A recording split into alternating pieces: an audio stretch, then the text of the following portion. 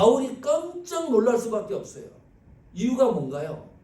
바울은 사는 날 동안에 예수님을 단 한 번도 만나본 일이 없어요.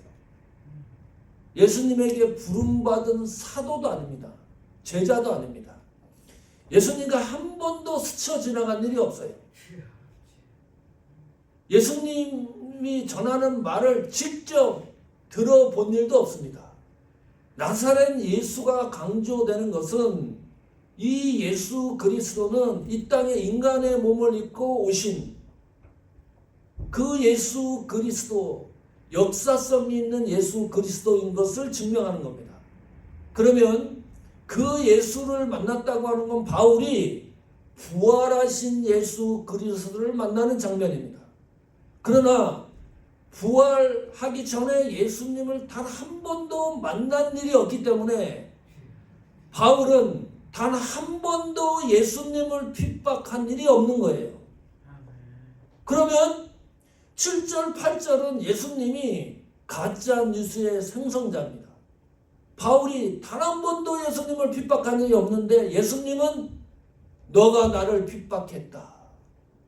이거요. 얼마나 놀라겠어요. 여기에 나오지는 않지만 황당한 일입니다. 핍박한 일이 없는데 핍박했다고 예수님이 말씀하고 있기 때문이에요. 해석이 좀 필요하죠. 그러나 이 7절, 8절의 이 말씀이 사실입니다. 예수님이 가짜로 얘기하는 게 아닙니다. 이유가 뭔가요? 예수님은 교회를 예수 그리스도의 몸이라고 지칭했습니다. 성도는 뭔가요? 예수 그리스도의 지체입니다. 그래서 교회를 핍박하는 것은, 성도에게 박해를 가하는 것은 예수님에게 핍박하는 것과 동일시하고 있다. 이거 우리는 큰 위로고 힘이에요. 이 말씀이. 그러나 이 모르고 핍박하고 박해하는 것에 대해서는 굉장히 두렵고 떨리는 겁니다. 무슨 말입니까?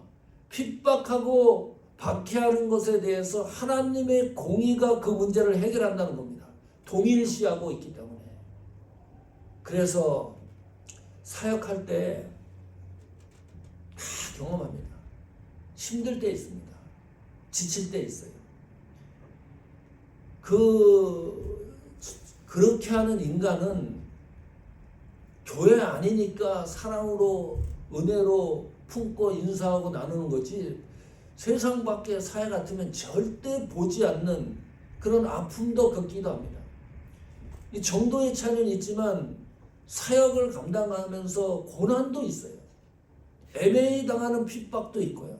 박해도 있습니다. 그럴 때 오늘 말씀을 상고하면 이러되는지 몰라요. 내가 당하는 고통과 환난은 예수님에게 하는 핍박이기 때문에 내 손에서 그 문제들이 해결되는 것이 아니라 하나님의 공의가 해결하기 때문입니다. 그 스데반 집사님이 순교 직전에 보면요, 핍박당하고 돌로 맞아서 사람이 죽는 거예요. 총으로 단번에 쏴가지고 총에 맞아갖고 죽는 게 아니라 얼마나 그 육신적인 아픔도 있겠고 극적인 상황에서 죽는 거 아닙니까? 스데반 집사님이 죽음 앞에서 그것을 바라보고 있던 예수님이 성경에 기록해 놓고 있습니다. 보좌에 앉으신 예수님이 그 자리에서 벌떡 일어나셨다. 우리가 사역을 감당할 때 당하는 수많은 요소들, 이 말씀을 통해서 위로받으십시오. 좌절할 이유도 없고 실망할 이유도 없습니다. 내가 당하는 고난은 예수 그리스도가 당하는 핍박과 일치되기 때문입니다. 이것이 복음의 증언입니다. 바울의 간증을 통해서 전해지는 복음의 핵심적인 내용입니다. 바울은 단 한 번도 예수 그리스도를 믿으려고 하지 않았습니다. 예수님을 믿는 성도들을 핍박하려고 했던 사람이에요. 이게 제가 얘기하는 것이 사실입니까? 가짜입니까? 진짜입니다. 단 한 번도 의지적으로 예수님을 믿으려고 노력한 일이 없어요. 그런데 다메섹 도상에서 놀라운 변화를 경험하는 거예요. 한 1점도 없는데 하나님의 주권이 바울의 삶 속에 들어온 겁니다. 하나님의 통치와 섭리가 바울 삶 속에 들어온 거예요. 바울의 생각과 의지와 관계없이 이것이 구속의 시작점입니다. 우리가 구원받는다는 것은 하나님의 주권의 절대적인 주권에 의해서 형성되는 것이다.